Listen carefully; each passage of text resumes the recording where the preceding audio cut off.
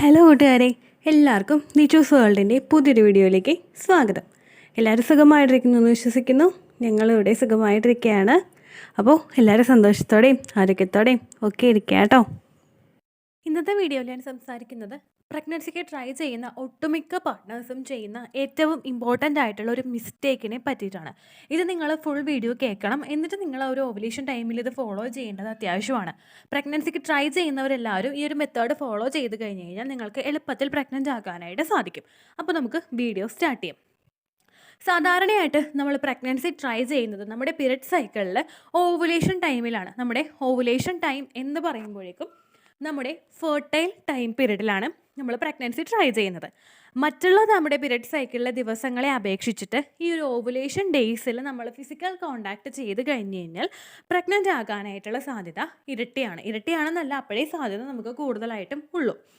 അപ്പോൾ ഈ പ്രഗ്നൻസിക്ക് ട്രൈ ചെയ്യുന്ന സമയത്ത് നമ്മൾ ശ്രദ്ധിക്കേണ്ടത് ഓവുലേഷൻ ഡേറ്റ് എന്ന് പറയുന്നത് നമ്മുടെ ഏതെങ്കിലും ഒരു അണ്ടാശയത്തിൽ നിന്ന് നമുക്ക് 2 അണ്ടാശയങ്ങളുണ്ട്, ലെഫ്റ്റ് സൈഡിലും റൈറ്റ് സൈഡിലും. ഈ 2 അണ്ടാശയം, അതായത് ഓവറിയിൽ നിന്ന് ഏതെങ്കിലും ഒന്നിൽ നിന്നായിരിക്കും നമുക്ക് അണ്ടം പുറത്തേക്ക് വരുന്നത്.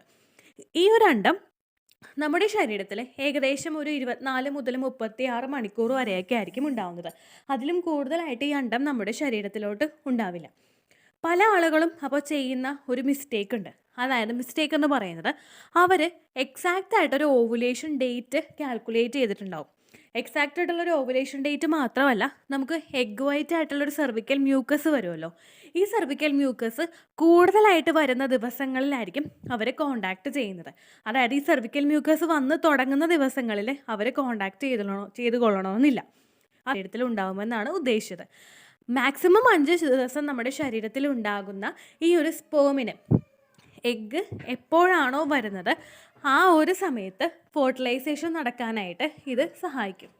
അപ്പോൾ നമ്മുടെ ശരീരത്തിൽ സ്പേം സെൽസ് നേരത്തെ എത്തിയിട്ടുണ്ടെങ്കിലും ഫെർട്ടിലൈസേഷൻ നടക്കുന്ന ആ ഒരു ഫെർട്ടിലിറ്റി പീരീഡിൽ നമ്മുടെ ശരീരത്തിൽ ഈ സ്പേം സെൽസ് എത്തിയിട്ടുണ്ടെങ്കിലും നമുക്ക് എളുപ്പത്തിൽ ആ എഗ്ഗ് വരുന്നൊരു 5 ദിവസമൊക്കെ നമ്മുടെ ശരീരത്തിൽ ഇതിന് നിൽക്കാനായിട്ട് സാധിക്കുകയും ആ ഒരു സമയം തന്നെ ഫിസിക്കൽ കോണ്ടാക്റ്റിൽ ഏർപ്പെട്ട് എത്തുന്ന സ്പേം സെൽസുമായിട്ട് ഇതിന് ഫെർട്ടിലൈസേഷൻ നടക്കാനും, അതായത് ബീജസങ്കലനം നടക്കാനായിട്ടും ഇതിന് സഹായിക്കും. ഒന്ന് ശരിക്കും മനസ്സിലാകുന്ന ഒരു ടേമിൽ പറഞ്ഞു കഴിഞ്ഞ് കഴിഞ്ഞാൽ, എന്നാണോ നമുക്ക് ഓവുലേഷൻ ഡേറ്റ് എന്ന് നമ്മൾ കാൽക്കുലേറ്റ് ചെയ്യുന്നതും ഓവുലേഷൻ ടെസ്റ്റ് കിറ്റിൽ കാണുന്നതുമായിട്ടുള്ള ആ ഒരു ദിവസത്തിന് ഒരു 3 ദിവസം മുമ്പെങ്കിലും നമ്മൾ കോണ്ടാക്ട് ചെയ്ത് തുടങ്ങണം.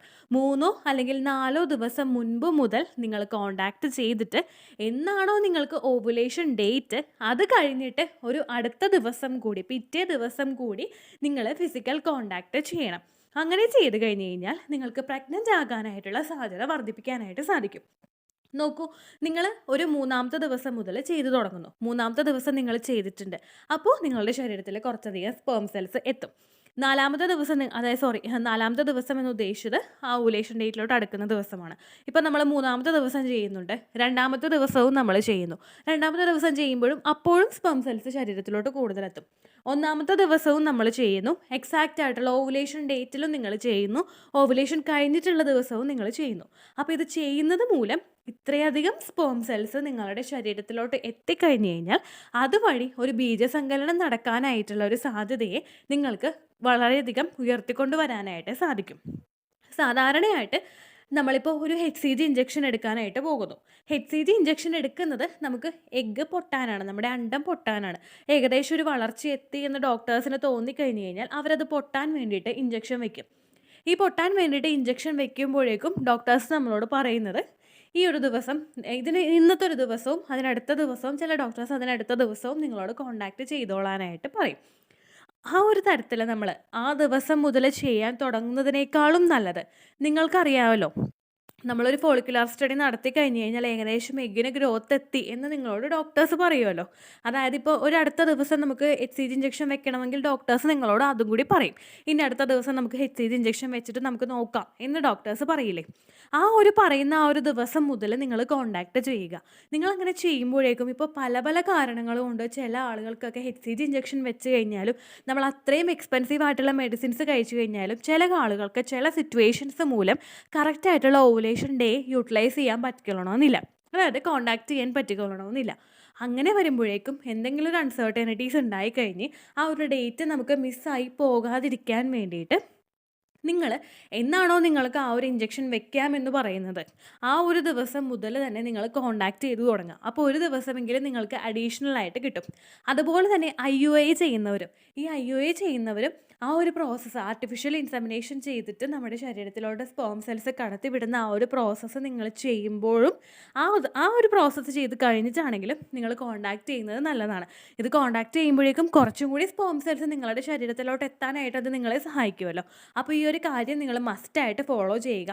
ഒരുപാട് പേര് ചെയ്യുന്നൊരു മിസ്റ്റേക്കാണ് കറക്റ്റായിട്ടുള്ളൊരു ഓവുലേഷൻ ഡേറ്റ് കാൽക്കുലേറ്റ് ചെയ്തിട്ട് ആ ഒരു ദിവസം മാത്രം ചെയ്യും. ആ ഒരു ദിവസം ചിലപ്പോൾ 1 2 തവണയൊക്കെ ചെയ്യുന്നവരുണ്ടാകും. പക്ഷേ ആ ഒരു മിസ്റ്റേക്ക് നിങ്ങൾ ചെയ്യാതെ അതിനൊരു 2 3 ദിവസം മുതൽ നിങ്ങൾ ചെയ്ത് തുടങ്ങിക്കഴിഞ്ഞാലും ഓവുലേഷൻ ഡേ കഴിഞ്ഞിട്ടൊരു പിറ്റേ ദിവസം നിങ്ങൾ ചെയ്ത് കഴിഞ്ഞിട്ടുണ്ടെങ്കിലും അത് നിങ്ങളിൽ ആ ഒരു പ്രഗ്നൻ്റ് ആകാനായിട്ടുള്ള സാധ്യത വളരെയധികം ഇൻക്രീസ് ചെയ്യാനായിട്ട് സഹായിക്കും കേട്ടോ. അപ്പോൾ ഇത്രയേ ഉള്ളൂ വീഡിയോ. യൂസ്ഫുൾ ആയി കാണുമെന്ന് വിശ്വസിക്കുന്നു. യൂസ്ഫുൾ ആയിട്ടുണ്ടെങ്കിൽ മാത്രം ലൈക്ക് ചെയ്യുക, ഫ്രണ്ട്സിനൊക്കെ ഷെയർ ചെയ്ത് കൊടുക്കുക കേട്ടോ. അപ്പോൾ അടുത്തൊരു വീഡിയോയുമായിട്ട് നമുക്ക് വീണ്ടും കാണാം. ബൈ.